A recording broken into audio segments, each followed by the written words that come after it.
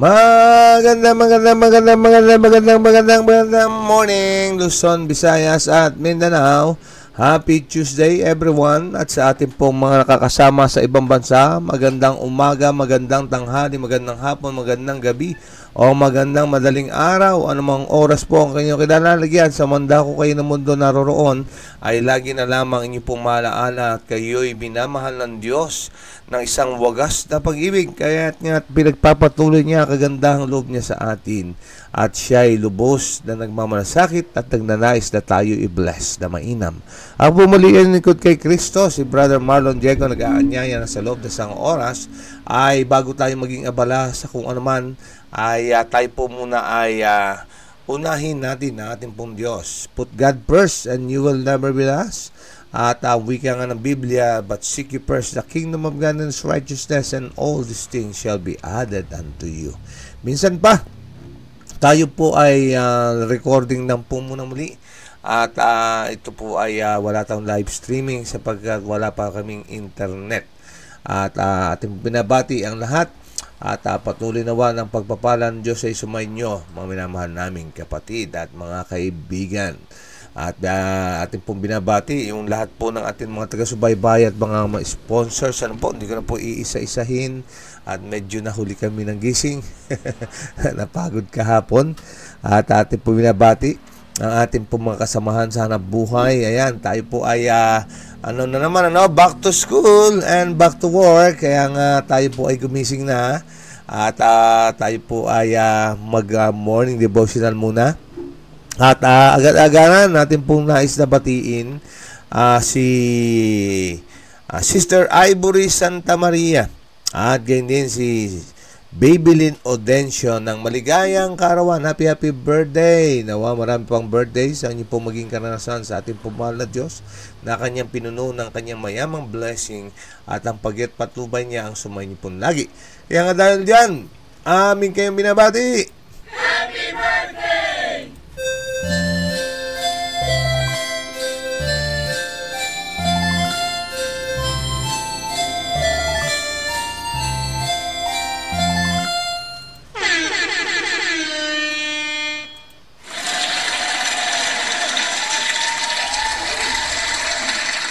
Ayan, happy birthday po sa inyo sa mga birthday celebrant. At kayo din natin po binabati rin at pinasasalamatan ng ating pong mga sharers, ang masisipag, matsatsagang mga sharers, sila Sister Rebecca Pelayo, Sister Nor Arena, Ate Sarah Lim, Sister Jennifer Casimo, Sister Pia Reyes, Ate Juby Mikit-Mikit, Sister Mary May. Nawa ang buhay na maikli, ang panahong napakadali ay samantalahin po natin sapagkat lilipas po ang oras, lilipas po ang panahon, at nawa ay magugol po natin ang ating lakas, kalusugan, talento, ay may gugol po natin sa Diyos na nabigay po nito. Sapagkat ang layunin ng tayo kanyang lalangin ay upang bigyan siyang kaluwalhatian. Kaya anumang bagay na hindi natin naabot ang layunin iyon, ay ito po ay masasabing nasayang na pagkakataon, nasayang na buhay kung hindi po natin na ibigay sa Diyos ang kaluwalhatian. Kaya nga kung ano man ang ating kinakain ng iniinom, o ano man ang ating ginagawa, gawin sa kaluwalhatian ng ating pong mahal na Diyos. Ang oras po natin, alas 5:53 na ng umaga. Kaya nga po tayo po ay gumising-gising na, bumangon-bangon na, at halina po kayo. Tayo po ay mag-morning devotional na. Ang lahat po inaanyayahan ang buong pamilya, pagkat ang Diyos ay nagmamahal sa pamilya, tayo po din ay magmalasakit sa ating pong sambahayan. Isama ang lahat, walang maiiwan sa altar ng Panginoon magtungo at nagkakaisa na sinasabi sa ilalim ng bandera natin, Prinsipe Manuel, as for me and my house, we will serve the Lord. Tayo po muna ay manandaling manalangin muli. Dakila naming Diyos, kami po ay lumalapit sa inyo pong trono, sa inyong luklukan ng awa. Kami o Diyos ay nagpapailan lang ng aming pagpupuri sapagkat karapat dapat kayo rito. At buong pagpapakumbabang aming pinagsisisihan ang aming mapagsalangsang. At nawa umingi kami ng tawad at nawa sa pamagitan ng aming pong Panginoon Jesus sa kanyang pong buhay na naibuwis, ang kanyang dugong na buhos sa krus, nawa pakalinisin kami sa lahat ng aming karumihan at gawing karapat-dapat sa oras na ito ng pananalangin.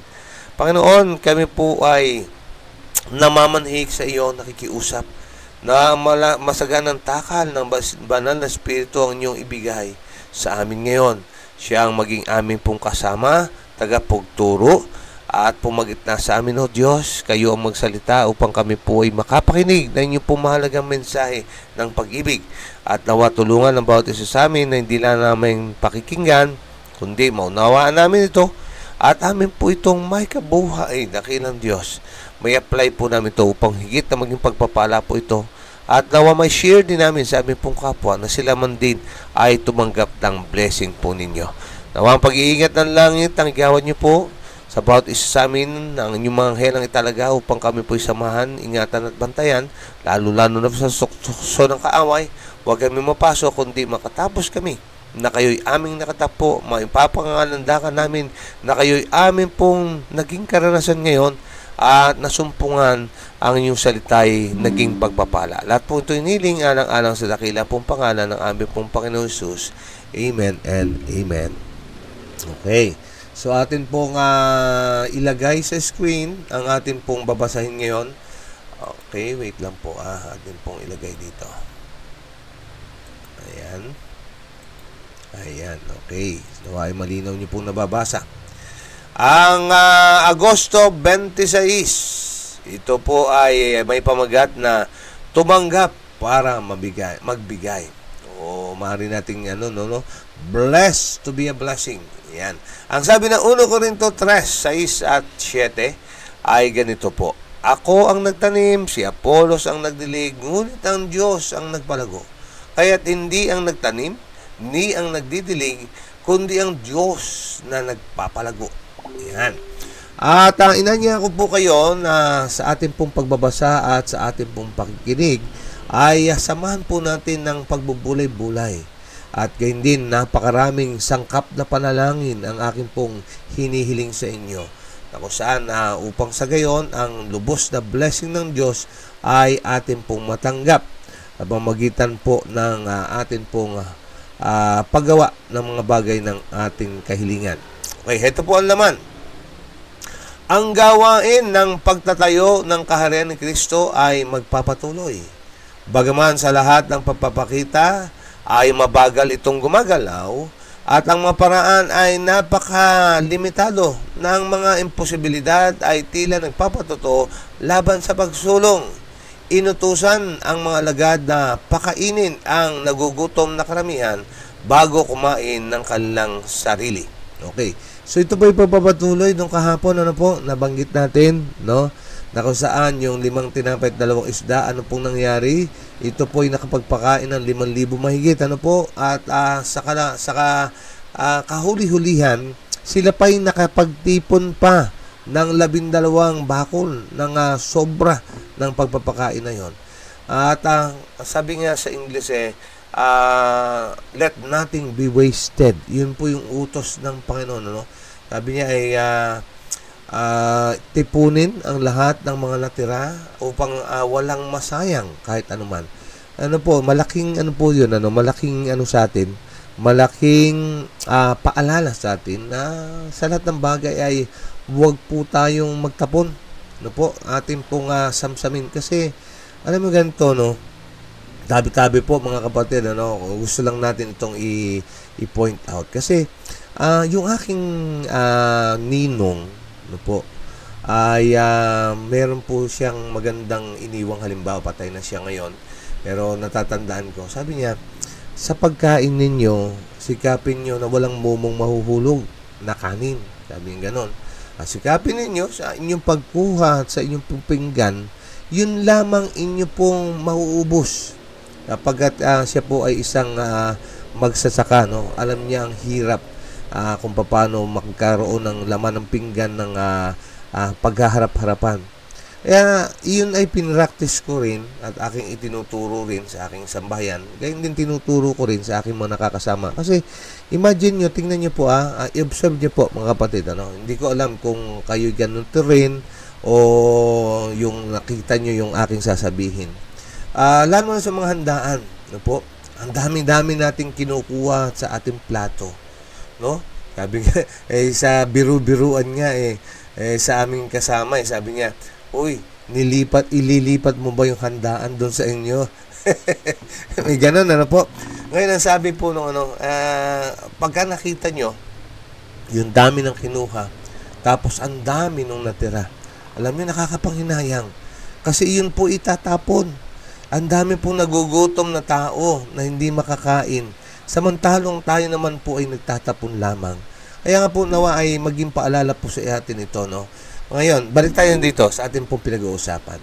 Okay, ano man pong mga hindrances ang meron, lalo ngayon sa atin pong dinaranas, sa atin pong Google Meet, nakita natin na walang internet. At parang tila ba nakita natin na, naku, anong nangyayari, no? Hindi natin maisulong ang gawain. Alam nyo, lagi natin titingnan sa positibong paraan. All things happens for a reason, no? Kaya nga, sabi nga, ang lahat ay nagaganap ng nagmagkakalakip na ayon para sa ikabubuti ng mga nagmamahal sa Kanya. Pero hindi po ito mapipigilan ang pagsulong ng banal na gawain. Kasi marami pa pong mga avenue, no po? Marami pa pong mga pwede natin gawin para maisulong po ang gawain natin. Katulad nito sa ating pong ginawa, no? Ang kailangan lamang din ay yung mga sakripisyo at yung sabi nga, kung ang sino man ay ibig sumunod sa akin, tanggihan niya ang kanyang sarili, pasanin niya ang kanyang krus, at siya ay sumunod sa akin. Kasi ito po ang ginawa ng mga alagad. Sabi niya, di ba? Pakainin niyo muna yung iba pagkatapos kayo kumain sa inyong sarili. Ganon din po tayo. Ang naman ko, no? Yun dapat ang maging thinking natin. Others, God first, others second, and you last. Joy. Jesus first, others second, and you last. Yan, joy ang tawag po doon. Okay, so ang sabi dito, matapos may bigay ang mga pangangailangan ng lahat, ibinigay ang utos. Tipunin ang mga putol na natitira upang walang mawala. Sa English po yan, let nothing be wasted. 12 basket na puno ng natipon at pagkatapos ay kumain si Kristo at ang kanyang mga disipulo ng mahalagang pagkain na ibinigay ng langit.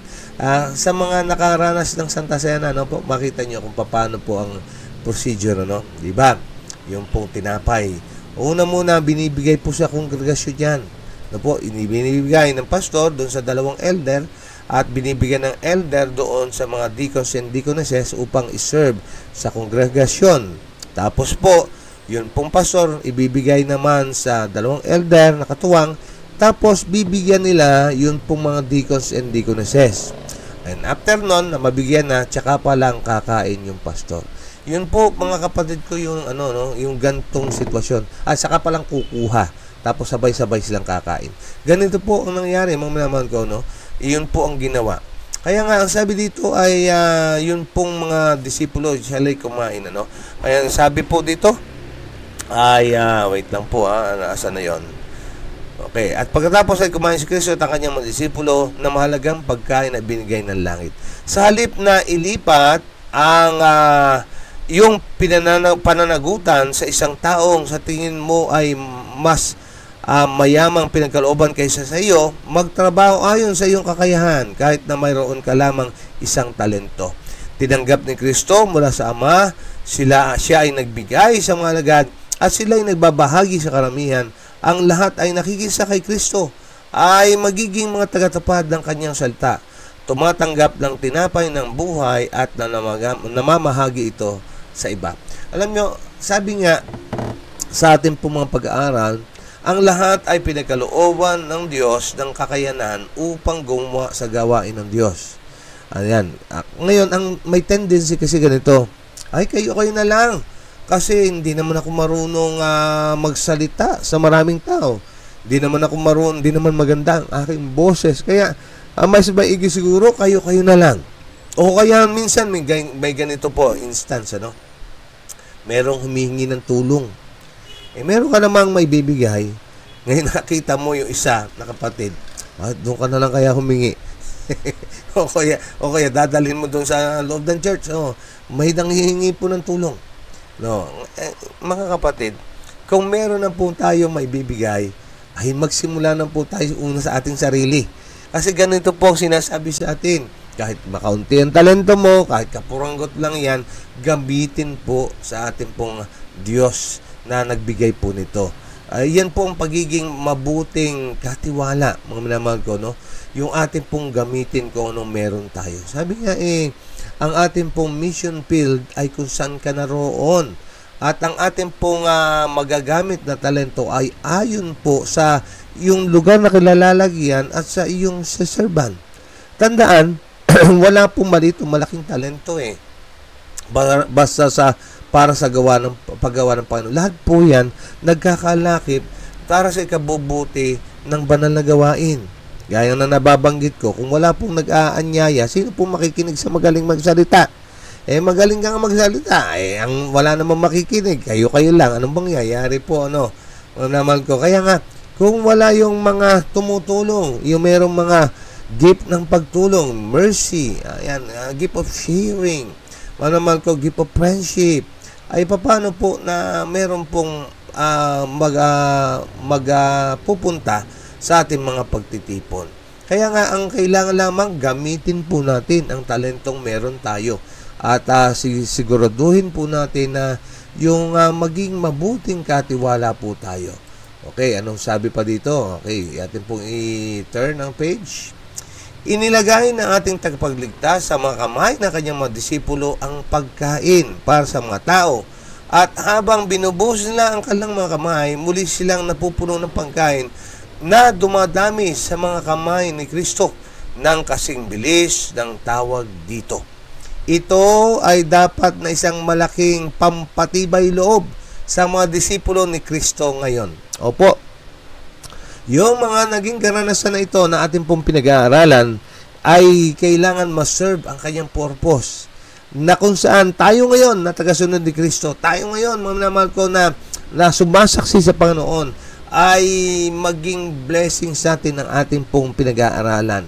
The more you give, the more you will receive. Mga minamahal ko. Love God's a cheerful giver. Po. Kung masaya nating ipinagkakaloob, kung ano man ang meron tayo, minamahal, yan po ay nais ng Diyos. At kung atin pong pinagkakaloob, ay mas marami ka pang ipagkakaloob. Kasi tingnan nyo, puno yung baso mo.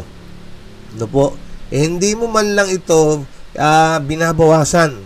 Paano ito bubuhusan ng Diyos upang mapuno muli ang iyong baso? Naalala ko, humingi ako ng pahintulot sa aking mahal na asawa. Okay, naalala ko, sabi ko kay Sister Melda, paano tayo mabipagkakalooban ng Diyos ng blessing niya kung tayo po ay hindi magbabawas ng kung anong meron tayo. Kaya mas maigi ay bawasin kung anong meron tayo upang ang Diyos ay merong paglagyan pa ng kanyang blessing. Ganon din po sa atin. Sa simpleng paraan, tingnan nyo, yun pong ating mga natututunan na salita ng Panginoon. Ito po ay maigi na ating pong sinishare upang sa gayon ay hindi may stuck sa ating pong isipan at upang sa gayon may mga bago pa na mailagay sa ating pong mga kaisipan at puso. Naalala ko yung kwento nung yung aking kasamahan sa hanap buhay. Sabi niya, alam mo, doon sa amin, meron akong kakilala. Ang sipag-sipag bumasa ng Biblia. No, lagi ko nakikitang bumabasa ng Biblia. Ngayon, bakit? Ayos ka ako, anong nangyari? Bakit ganon? Naloko ka siya. Sabi niya ganon. Baka naman ako, basa lang siya ng basa. Hindi niya sinishare. At hindi niya ito pinapractice sa kanyang araw-araw na gawain. Oo nga. Basa lang siya ng basa talaga. Kaya nga, mga kaibigan, mga kapatid ko kay Kristo, huwag natin sayangin ang mga oras na dumarating. Sabi nga sa ating na pag-aralan last time, kumilos kapag ang oportunidad ay kumakatok. Kaya ganun din tayo. Bilang tagasunod ni Kristo ay share. Naman ko, share po natin. No? Kung meron kang blessing na tananggap, share po natin. At kung meron kang karunungang pinagkaloob sa iyo ng Diyos, kung meron kang natatanging talento o spiritual gift na pinagkalooban sa iyo, ay maigi po natin po share yan. At kaya nga, sabi dito pa, Si Pablo ay maaaring magtanim, si Apollos ay nagdidilig, ngunit ang Diyos lamang ang nagpapalago. Ito ay upang walang magyabang. Ang pinakamatalino, ang pinaka-spiritual na pag-iisip ay makapagbibigay lamang kapag sila ay tumanggap. Sa kanyang sarili ay wala silang magagawa para sa pangailangan ng kaluluwa. Naalala ko ang isang sabi, inyo pong laging aalalahanin, mga minamahal ko, yun pong Diyos na nagbibigay. Kasi minsan, sa ating mga tinatanggap, medyo na-overwhelm tayo, ang nangyayari, ay ang naging atin pong tinitingnan na at ating pinagpapahalagan, yung binigay na. Nakakalimutan na natin magpasalamat sa Diyos. Nakakalimutan na natin na gamitin yung binigay para sa kalwalhatian ng Diyos. Sabi nga lagi, let your light so shine before men that they may see your good works, and ano po ang susunod? And glorify your Father which is in heaven. Tandaan natin, hindi ito para sa atin lamang, mga mahal ko. Hindi po tayo pinagkalooban para mas marami yung atin at yung iba ay kakaunti. Ngunit tayo po ay pinagkalooban upang atin po itong maibahagi. Tayo po ang magiging kinatawan ng Diyos, magiging kamay ng Diyos na tumutulong sa ating pong kapwa-tao. Yan. So, yan po ang disenyo ng Diyos para sa kanyang mga lingkod. Okay, ano pong sabi pa po dito sa ating pong binabasa? Ito pa. May bibigay lamang natin ang natanggap natin mula sa mga kamay ni Kristo at matatanggap lamang natin kapag ibinahagi natin sa iba. Yun, tingnan yung maigi. Ano pong sabi dito? Matatanggap lang natin kapag, ano daw po? Ibinabahagi natin sa iba. Kaya minsan, magtataka, Panginoon, bakit po ganyan? Yung aking hinihiling ay hindi ko natatanggap. Baka naman, mga naman ko, yung hinihiling mo, pang sarili lamang. Na kung saan sariling kapakinabangan lamang ang iyong motibo, kaya ka humihiling ng kaunuman ang iyong hinihiling. Kinakailangan, minamahal kong kapatid, kaibigan ko kay Kristo, ay dapat po ito pong disenyo ito, ang ating pong matutunan na blessed to be a blessing. Ano po? Ay ang sabi po dito, patuloy tayong tumatanggap at habang mas marami tayong namamahagi, mas marami tayong tatanggap. Kaya tayo ay maaaring patuloy na naniniwala, nagtitiwala, tumatanggap at nagbibigay. Yan po dapat, maminahal ko, ang winning formula na dapat po natin gawin. Pero ganito mga kapatid, matapos natin mapakinggan ito pong disenyo ito, wag po natin siyang gawing motibasyon. Sige nga, ako'y magbibigay upang hihintayin ko yung mga aking tatanggapin. Kasi, alam nyo, mga kapatid ko, God loves a cheerful giver. Mahal ng Diyos ang nagbibigay ng masaya. Hindi po para tumanggap ng marami ang motibo, kundi ikaw ay talagang sa puso mo, dapat napakinggan mo ito, ay dahilan mahal mo si Jesus, mahal mo, na in-appreciate mo siya, ay yun pong pusong nagmamahal ang dapat na nagbibigay ng masaya. Hindi po ikaw nagbibigay upang maging masaya ka dahil marami kang tatanggapin. Mga kapatid, magkalinawan po tayo, huwag tayo magkamali. Ang motibo dapat ay tama. Okay, ang sabi po dito, sa kamay ni Kristo, ang maliit na panustos ng pagkain ay nananatiling hindi na nababawasan hanggang sa mabusog ang gutom na karamihan. Alam niyo, naranasan namin ito sa mga ating kapatid na limay. Marami tayong mga pagkakataon naghahanda at malaking handaan ang ating iniisip. Ngayon, habang papalapit, di ba, nananawagan tayo ng mga pledges, at kanya-kanya tayong bit-bit ng ating mga pagkain. Ngayon, iniisip natin habang malayo paano magkakasya. Pero nakamamangha, kapag ka nandun na atin po nag-pray yun, pinanalangin natin, makita natin, hanggang hapon kumakain. Kaya nga po, tama yung ating pong pinag-uusapan ngayon, mga minamahal kong kapatid, at nawa ay atin po itong matunghayan sa sarili nating karanasan sa pamagitan ng paggaya natin ng ating pong mga natutunan. Sa pagtatapos, ano pong sabi dito? Kung tayo ay pupunta sa pinagmumulan ng lahat, yun po yung Diyos. Sabi nga ni Ate Sarah kahapon niya, yun. Bakit ka mababalisa Bakit ka ba tatakot na ikaw ay magkukulang? Samantalang ang lalapitan mo, yun pong pinanggagalingan ng iyo pong pangailangan. Supplier na mga kapatid ko, ang atin po, supply and maker, mga minamahal ko, yung atin pong kaharap, tayo po ba ay mag-aalangan pa nga ba? Kaya nga sabi dito, ay kung tayo ay pupunta sa pinagmunan ng lahat ng lakas na nakaunat ang ating kamay ng panampalataya upang tumanggap, tayo ay masusuportahan sa ating gawain kahit nasa ilalim ng pinakabawal na mga kalagayan at magkakaroon ng kakayahang makapagbigay sa iba ng tinapay ng buhay. Kasi imagine niyo, sabi po dito, lalapit daw tayo na sa pinagmumulan lahat na daw po, nakaunat ang ating kamay ng panampalataya upang tumanggap. Kasi tingnan nyo, pagka bibigyan ka, paano po yung kamay nyo? Nakabukas po ba o nakasarado? Hindi po ba nakabukas yan? Gayon din po tayo, mga minamahal ko, dapat tayo po ay karatista. Lagi tayo nakaganyan, hindi tayo nakaganon. Hindi po tayo boksingero, mga minamahal ko. Ang isang Kristiyano ay isang karatista, lagi pong bukas ng kamay. Kaya nga, upang sa ganon, nakapagbibigay at handang tumanggap, mga minamahal ko, sapagkat merong paglalagyan pagbukas yung ating kamay. Okay, so yun po yung ating pong talakayin ngayon at nawatang bless tayo. Tumanggap para mabigay. O sa English ay blessed to be a blessing. Okay, so ating po i-share. Excuse me po. Yung ating pong mga karanasan na nagpapatotoo dito po sa ating pong talakayin ngayong umagang ito. Okay, may handa na mag-share. Sister Imelda, sige po, go ahead. Mapagpalang umaga po sa ating lahat. Magandang umaga po sa inyong lahat, mga minamahal na kapatid. Happy God first morning.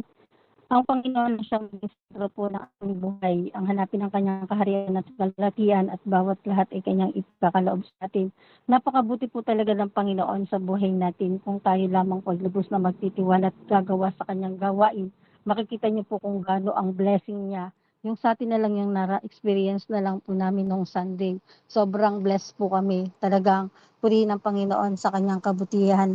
Ang hinihiling mo pa lang ay talagang ipagkakaloob niya na sa iyo na maraming biyaya, pagpapala na magagamit po ito sa gawain ng Panginoon. Kung tayo lamang po ay talagang susunod at makikinig sa ating Panginoon, tayo magiging tapat at mabuting katiwala sa Kanya.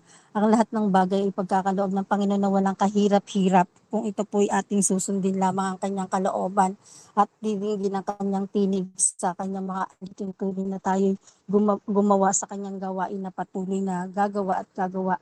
Kagaya na lang po ng 5 tinapay at 2 isda na nagpakain sa 5,000 tao na marami ang napakain at 12 pang bakul lang natira at si Kristo ay huling kumain. Walang iniwan po to sa Panginoon na siya ang nagbibigay ng lahat ng kasaganaan sa bawat isa sa atin. Kaya po tayo ay maging bukas palad sa ating mga kapwa na kung anong meron tayo. Kaya po tayo pinagpala upang maging papapala po tayo sa iba. Kaya wag po tayong maging madamot kung ano pong meron tayo, i-share po natin. Dahil ang blessing ng Panginoon ay talagang truly godly amazing na hindi nyo talaga aakalain sa hinihiling mo pa lang ay pinagkakaloob na ng Panginoon. Talagang sa amin, naramdam namin ang kabutihan ng Panginoon sa bawat aming nagawin, talagang pagpapalangit ang siyang sumasagana kapag ang Panginoon ang iyong inuna. Makita mo na napakabuti ng Panginoon sa bawat isa sa atin. Kaya kung ano man ang ating mga anhin, lagi natin alalahanin ang sinasabi ng Panginoon sa 1 Corinto 10:31. Kaya kung kayo man ay kumakain o umiinom o ano man ang inyong ginagawa, gawin ninyo yung lahat sa ikaluluwalhati ng Diyos. Ganun din naman po ang sinasabi niya sa 2 Corinto 9:7. Ang bawat isa ay bigyan ayon sa kanyang ng puso, hindi mabigat sa kanyang kalooban o dala ng kanyang pangailangan, sapagkat iniibig ng Diyos ang nagbibigay ng masaya. Kung tayo po ay masayang nagbibigay ng tulong sa ating kapwa, makikita nyo, kahit yung kasyesya nyo na lang ang binigyan yung pera, makikita nyo ang pagbalik po nyo ng Panginoon ay hindi ka pagkukulangin. Makikita nyo, lubos pa doon ang ipagkakaloob niya dahil sa mga taong nangangailangan ng higit. Tayo alam po natin, syempre yun yung mga kahirapan. Pagka ikaw dumanas ng kahirapan, syempre ramdam mo din yung tao na naghihirap na kailangan mo din tulungan. Kaya sa mga ganitong pagkakataon, huwag tayo nang mawalan ng pag-asa. Lagi tayong sa Diyos umasa dahil siya po yung nagbibigay ng mga biyaya at pagpapala. Kaya ang anuhin po natin, lagi po natin tatandaan, unahin po natin ang maging sentro ng ating buhay ang Panginoon at lahat ng ating mga pangangailangan ay kanyang ipagkakaloob sa bawat isa sa yung kagaya na lang po ng naranasan namin ng 100 years ng sa simbahan sa Limay. Nung pinagdiwang po ito, talaga po ang pagkain ay mabaha hanggang sa matapos maghapon, marami pa pong natira, marami pa pong pabalot sa mga kapatiran. Kaya purihin natin ang Panginoon dahil siya yung nagbibigay ng sagana. Siya talaga yung siksik, liglig, umaapaw ng mga biyaya. Kaya ibalik natin ang papuri sa ating Panginoon dahil sa kanyang kabutihan, lagi tayong kanyang pinagpapala sa bawat isa sa atin. Kaya tanggapin natin si Jesucristo na bilang tagapagligtas ng ating buhay. Siya lamang at wala ng iba. Magandang umaga po sa ating lahat. Amen. Amen. Amen and amen. Thank you, Sis Imelda, for sharing. Ano po, gusto ko pong i-grab ang oportunidad na magpasalamat sa, hindi ko na sasabihin kung sino po, ano, yung pong yung pong aking tinestimony nung nakaraan po natin Santa Cena. Sabi ko, di ba, pinagpapasalamat ko in theory pa lamang ay akin ang pinagpapasalamat. Yun pong blessing na yon. At tunay nga na ito po ay naging totoo. At bagaman hindi pa namin nakukuha yung sasakyan, ay ito po ay paparating na. Napakabuti ng Diyos, mga minamahal kong kapatid at kaibigan ko kay Kristo, no? Ay nung kami po ay inaabot ng ulan sa aming mga paglalakbay sa motor, ay talaga namang sabi namin ay dapat ay hindi natin na ipagbili yung sasakyan. Nung tayo ay nadismaya doon sa Shopee. Kaya kami bumili ng sasakyan dati dahil doon sa negosyong Shopee. Sabi namin nung wala ng ano pang saysay nito, maigi siguro ay dispatcha muna natin. Kapag ito ay nagsisira po kasi yung aming pong sasakyan nabili ay hindi po maayos na maigi, no? At pinasya namin na ito po ay ialis. Ngunit ang Diyos ay alam niya ang mabuti, ano po. Sabi ng aking kausap, baka kayo ay magkaroon ng sakit sa baga dahil sa kayo ay nagkakasakit, at nag-alala rin siya na kung saan ay may edad ka na nagmumotor ka pa, baka hindi lang sakit ang abutin mo kapag pumupunta ka, at na-desisyon niya na i-provide po sa sasakyan. Kaya nga mga kapatid kong minamahal, ano po, napakabuti ng Diyos. Ako po ay kanyang pinagpakumbaba talaga sa mga nagdaang araw na nakapanliliit, mga kapatid ko. Tinitingnan ko, no, hindi ako karapat dapat sa mga bagay na ito, pero ang Diyos ay napakatapat sa kanya pong pangako. Talagang hindi maaaring hindi ikaw dalhin sa kapakumbabaan sa pagpapasalamat sa Kanya. At gaya nga na nabanggit ko, yung pong ating pong laptop na ginagamit ngayon, ang aming pong kahilingan lang sa Diyos, Panginoon, pagkalooban niyo po kami ng webcam. Para po yung aming ginagamit na pinaglumaan ni Kyle, amin po itong maigamit. Pero ano po ang sagot ng Panginoon? Abay, bagong laptop ang binigay. Kaya nga sa mga nagkakaloob po, sa mga nag-bless po sa amin, ay nawa ay pagpalain kayong mainam ng Panginoon. At nawa sa tulong ng Diyos ay maging blessing pa rin kami sa aming pong kapwa-tao. Okay, Sister Margal, sige po, go ahead. Good morning po sa ating lahat. Thank you po sa message for today na bless and be blessed and be a blessing po. Nakakatuwa po. Sabi nga ni Sister Imelda, God is amazing po talaga, mga kapatid. Kaya salamat po sa nagsishare po ng blessing, lalo tigit sa ating Panginoong Diyos, sa ating mga mahal sa buhay na nagsishare ng blessing na hindi po nangingi ng kapalit. Bahala na po ang Panginoon talaga. Kaya alam niyo po, mga kapatid, sa pagbibigay ng blessing, yung maging tapat ka lang, ibigay mo yung para sa Panginoon. Ang dami pa pong sukli at mayroon po ka pang maitatabi uli para sa mga may masisave ka ulit, para sa mga may nangangailangan. Kaya po, purihin po ang Diyos sapagkat yung kung anong meron po tayo, lalo tigit kapag ka may gawain ay ano mo na yung sarili mo na, o hindi na kailangan pong tawagin, papunta ka na kasi ang Panginoon nang bahala doon. Kaya po, yung hindi niya tayo pagkukulangin po, mga kapatid, may sobra-sobra pa. Kaya napaka swerte po natin kasi kapag tayo po talaga ay lumapit sa Panginoon, lalo tigit i-share natin yung blessing natin, ibalik natin yung para sa Kanya, ay talaga namang seek ye first the kingdom of God and His righteousness, and all these things shall be added unto us. Kaya God bless po sa ating lahat, mga kapatid. Amen. Amen and amen, Sister Markel. Opo, mga minamahal ko, ang Diyos natin ay tapat sa Kanya pong pangako. No po, siya po ay kapag nagsabi, tinutupad niya. Kaya nga po, ang kailangan lang natin gawin, yung ating pong part. No po, ano yung part ng tao? Seek ye first the kingdom of God and His righteousness. Yan po. No, wala nang iba. Yan po ang ating pong part. Ngunit yung part po ng ikalawang bahagi ng talata, and all these things shall be added unto you. Part po ng Diyos yan. Kaya nga marami po nabibigo na matagpuan yung all these things sapagkat hindi nila inuna yung pong Diyos. No po, ang hinanap yung all these things. Nakalimutan po yung bahagi niya na seek ye first the kingdom of God. Mga kapatid, marami po ang may pagkabalisa sapagkat nagkamali ng pagkaintindi. Ang hinanap yung pong ihahain sa pagkainan, ang hinanap yung pong pangkinabukasan, hindi hinanap yung nagbibigay. Kapag natagpuan nyo yung nagbibigay, ang mga kapatid ko, hindi nyo na hahanapin yung pong ibibigay. Kasi nga po, yung supplier, nahanap nyo na. Kaya nga, kahit na hindi nyo po hilingin pa yung pong pagpapala, automatic na yung pagpapala ay nasa inyo na. Bakit? Kasi yung nagbibigay ng pagpapala, natagpuan po natin. Kaya nga, nawa yung ating pong napakinggan ngayon, at nawa ito po'y maging pampalakas loob sa atin. Kung ito po'y nangyayari sa mga unang alagad, walang duda, mga kapatid ko minamahal, ito po'y atin ding magiging karanasan.